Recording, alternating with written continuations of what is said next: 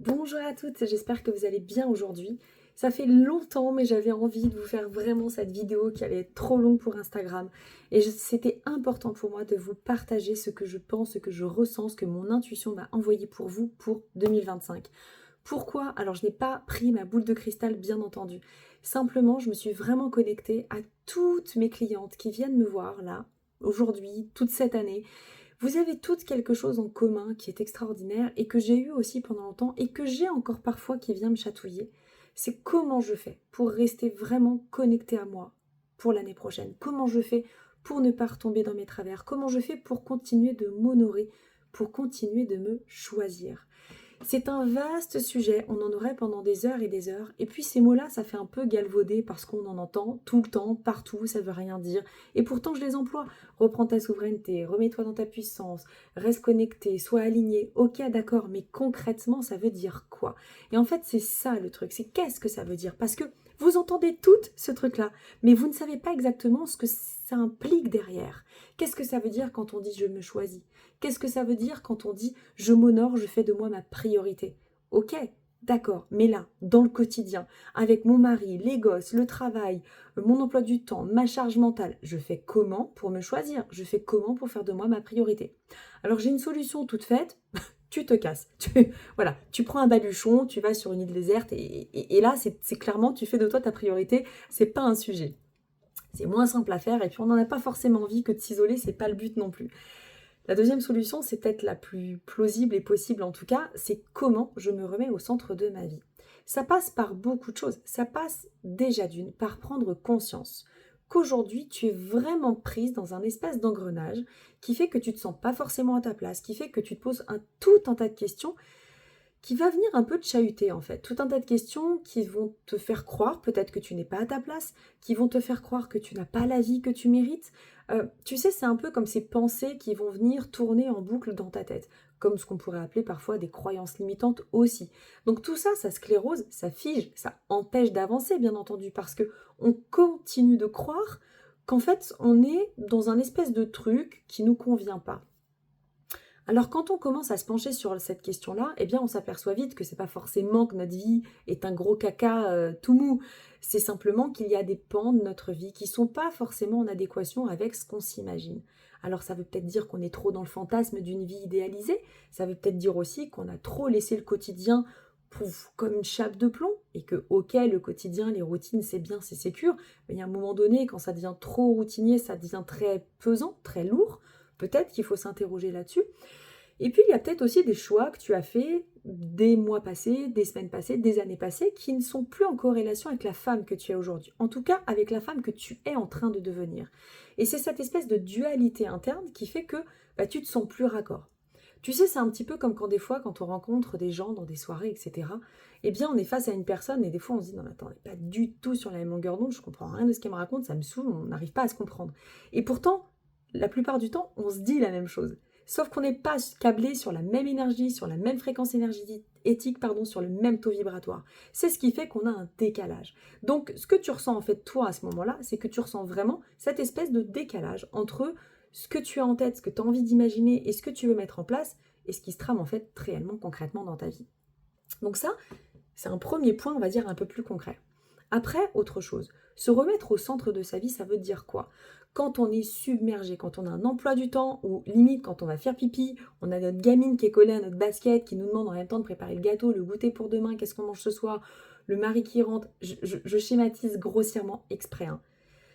Mais en fait, c'est un peu la réalité de beaucoup de femmes quand même. Cette charge mentale, elle est ultra présente. C'est une réalité, meuf. On n'est pas là pour enfiler des perles. On fait 15 milliards de trucs en même temps. C'est connu, on le sait, on a la capacité de le faire. Maintenant, faut pas pousser mémé dans les orties quand même. C'est-à-dire qu'à un moment donné, je vais arrêter avec mes expressions pourries, je vous rassure. Mais il y a un moment donné, en fait, c'est hyper important de prendre conscience que si on sent au fond de soi qu'on n'en peut plus, qu'on est épuisé, qu'on a l'air bibi en disant mais là je pète un câble, ça va pas, qu'on sent qu'on s'énerve pour un oui, pour un non, qu'on a l'impression que vraiment cette île déserte nous appelle concrètement, c'est le moment de se remettre au centre de sa vie. Ça veut dire que à ce moment-là, très souvent, vous avez cette petite voix intérieure qui switch et qui vous dit ah bah super, t'as pas honte. Super, t'es vachement une bonne mère, tu prends soin de toi avant de t'occuper de ta fille. Ah bah génial, ton mari il bosse assez quand même, il ramène plein de fric à la maison, tu penses à te faire un soin. Génial. Qu'est-ce qui se ramène en troisième pole position? Bah bien entendu, culpabilité qui vient en warning puissance 15. On culpabilise à mort parce qu'on se dit mais attends, mais je suis qui en fait pour prendre soin de moi? Enfin, je peux pas. Et on se raconte tout un tas d'histoires qui sont la plupart du temps des bullshit. C'est une narration interne de notre mental qui vient essayer de nous convaincre encore une fois qu'il a raison. Et donc, on s'auto-sabote comme d'habitude et on le fait merveilleusement bien. Donc c'est là où j'ai envie de vous dire stop, on arrête. C'est à ce moment précis qu'il faut prendre du recul. Et on se dit, ok, qu'est-ce que moi je pense des femmes qui se mettent au centre de leur vie? Qu'est-ce que moi je pense des femmes qui font d'elles leur priorité? Qu'est-ce que j'ai envie de dire à ces femmes-là? Qu'est-ce qu'elles font que j'aimerais faire?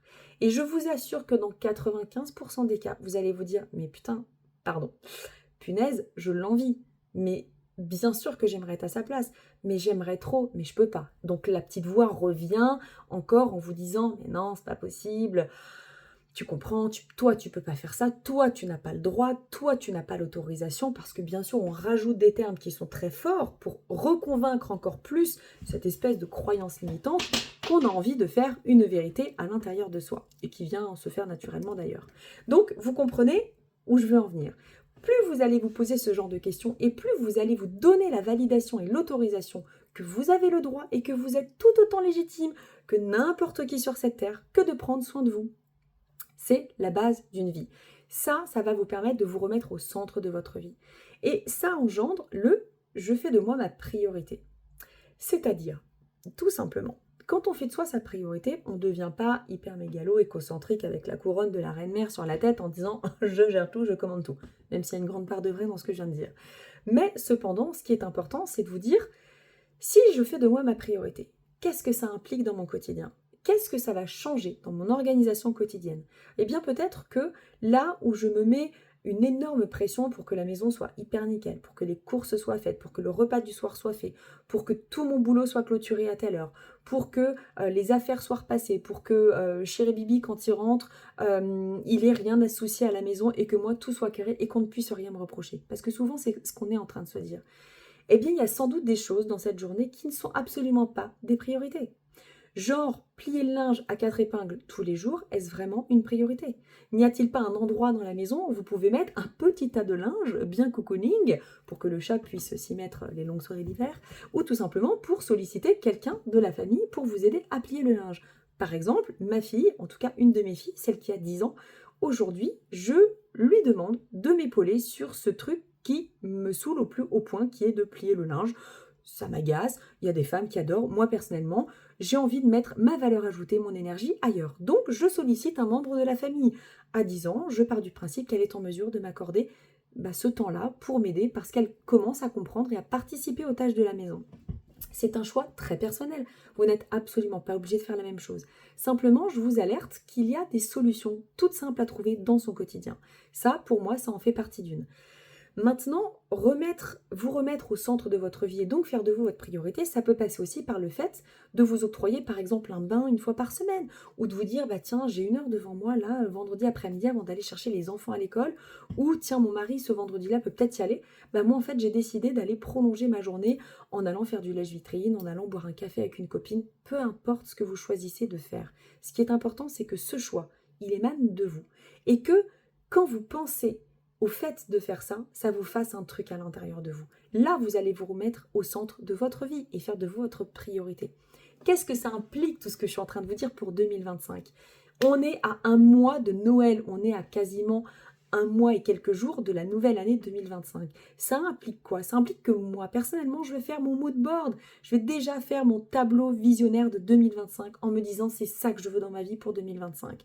Qu'est-ce que ça va me faire de le faire ? Déjà d'une, ça va me faire du bien parce que c'est très créatif. Ça veut dire que ça va me faire sortir de ma zone de confort un petit peu et que je vais essayer de laisser aller mon esprit, mon imagination, mon cœur, mon âme, mon intuition pour mettre sur un petit bout de papier toutes mes aspirations pour 2025. Mais qu'est-ce que ça implique derrière aussi ? Ça veut dire que ce petit truc, et je regarde là-haut parce que je vais le mettre au-dessus de mon ordinateur. Ce qui fait que j'y suis la plupart de mon temps ici, en coaching avec vous, mesdames, celles qui prennent le programme Grow Up avec moi, et toutes celles que je rencontre parce que je suis coach en freelance pour des grandes dames de ce monde. Donc, automatiquement, ce tableau, je le vois régulièrement. Et ça me fait des piqûres de rappel. Et souvent, dans l'année, je me dis, ah bah tiens, ça, je l'ai fait trop bien, je suis trop contente. J'ai rempli quelque chose que j'avais foncièrement envie de faire. Et d'autres où je me dis, je ne l'ai pas réussi. Qu'est-ce qui fait que ce petit truc, j'ai pas réussi à le mettre au cœur de ma vie? Et puis, je trouve des raisons, je trouve des explications, mais ça me rassure parce que je suis vivante, ça me rassure parce que j'ai encore des choses à mettre en place, parce que j'ai encore des choses à faire et que surtout je sais que tout est réalisable et tout est capable et que je suis capable de tout surtout, pardon. Donc c'est ça qui est important, c'est que vous ayez en tête que 2025 soit votre année. Et quand je vous dis tout ça, cher ami, choisis-toi. Ça veut dire quoi se choisir? Tout ce que je t'ai dit avant. Mais ça veut surtout dire que je t'impose, j'allais dire, c'est pas bien ce terme, allez, si je vais le dire quand même, je t'impose là tout de suite maintenant de réveiller l'archétype de la Kali qui est à l'intérieur de toi. Tu vas me dire, ok, what the fuck, la Kali, c'est quoi? L'archétype de la Kali, c'est cette femme incroyablement puissante à l'intérieur de toi qui se choisit constamment. Donc, ça peut créer des fois des petites choses un petit peu dualité interne, mais aussi externe. On peut s'affirmer un petit peu violemment au début parce qu'en fait, on a tellement eu l'habitude de se taire, d'être là, calme, de dire toujours oui, que le jour où on dit non, des fois on le dit un petit peu sauvagement parce qu'on n'en peut plus. Et quand on commence à réveiller cette Kali à l'intérieur de nous, ça réveille une énergie féminine de fou. On a beaucoup plus d'énergie pour tout ce qu'on a à faire au quotidien, mais aussi pour se remettre au centre de sa vie. Et on ne négocie plus trop avec l'ennemi, si je puis dire. On négocie plus avec les autres. C'est plus ok de dire oui quand notre corps crie non. C'est plus ok de dire oui quand on a envie de prendre soin de soi et qu'on avait juste envie d'être tranquille. On ose dire non, on ose dire les choses, on ose s'imposer, on ose se mettre un petit peu à notre place et on reste dans notre identité. Je pense que le message est passé, j'avais pas envie de m'éterniser, mais j'avais envie de faire court et en même temps j'en ai tellement à raconter, mais tout ça, vous le voyez avec moi dans le programme Grow Up. Ce programme, je l'ouvre le 5 janvier. Je l'ouvre le 5 janvier avec un groupe de 10 femmes maximum parce que je veux qu'il reste à taille humaine. Ça va dépoter les filles, ça va être un truc incroyable. Moi j'y crois, mais dur comme fer parce que je vois tous les avis que j'ai, je vois toutes ces femmes que j'ai amenées à des transformations profondes à titre individuel. J'ai envie d'aller plus loin avec ce groupe, toujours en étant dans l'individualité, dans le sur-mesure, mais avec une dimension, une synergie de fou parce que effectivement, ça va être quelque chose de très, très, très remuant. Il y aura un vrai avant, un vrai après, comme ça a toujours été dans mes accompagnements. J'y mets mon cœur, mon âme, mon énergie, exactement comme ce que je vous fais là tout de suite maintenant. Alors, venez adhérer à ce programme, les filles. C'est une pépitas patatas et surtout, je vous souhaite une excellente journée. Je vous embrasse très fort. Venez me rejoindre sur Instagram, venez me dire ce que vous en pensez, échangez avec moi. Ça sera un honneur de vous accompagner. Je vous souhaite une très belle journée, je vous dis à bientôt. Ciao!